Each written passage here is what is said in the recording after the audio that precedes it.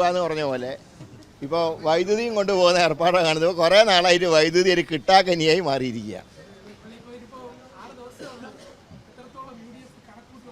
ഞങ്ങൾക്ക് വിജയത്തിൽ സംശയമൊന്നുമില്ലല്ലോ, ഉറപ്പായിട്ട് ജയിക്കും. ഇല്ല, ഞാനൊരു പങ്കാളിയല്ല അതിലൊന്നും. അല്ല, അതെന്താ അറിയോ, ചിലപ്പോൾ ഒരു ഒഴിവ് കാലത്തെ കുറച്ച് ജനങ്ങൾക്കൊരു എന്താ പറയേണ്ട ഒരു മൂഡ് ഔട്ട് ആവാൻ പാടില്ലല്ലോ. പ്രത്യേകിച്ച് തൃശ്ശൂർ പൂരത്തിന് ഇത്തവണ വെടിക്കെട്ടും ഉണ്ടായിട്ടില്ല. അപ്പോൾ സ്വാഭാവികമായിട്ട് അല്പം ചില വെടിക്കെട്ട് ഉണ്ടായിക്കോട്ടെ എന്ന് വെച്ചായിരിക്കും. പക്ഷെ അതൊന്നും പരിധി വിടില്ല, ഉറപ്പാണ്.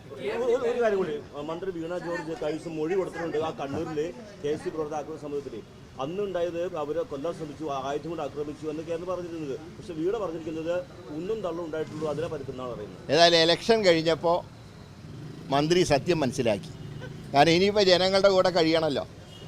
അതുകൊണ്ടാണ് ഇതുവരെ മന്ത്രി ആയതുകൊണ്ട് പ്രൊട്ടക്ഷനൊക്കെ ഉണ്ടായിരുന്നു. അടുത്ത ആഴ്ച മുതൽ അതില്ലാതെ മനസ്സിലായപ്പോൾ സത്യം പറയാൻ തുടങ്ങി.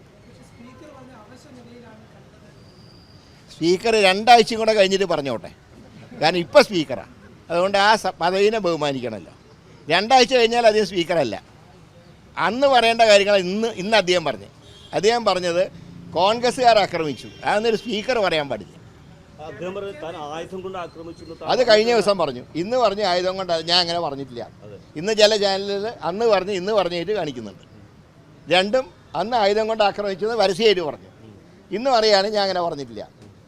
ഇത് പണ്ട് ഈ പ്രിൻ്റ് മീഡിയ മാത്രമുള്ളപ്പോൾ ഞങ്ങളും സൗകര്യം പോലെയൊക്കെ എന്ന് പറഞ്ഞാൽ അല്ലാന്നൊക്കെ പറയാണ്ട് ഇപ്പോൾ വിഷ്വൽ മീഡിയ ഉണ്ട് എന്നുള്ള കാര്യം എല്ലാവരും മനസ്സിലാക്കും.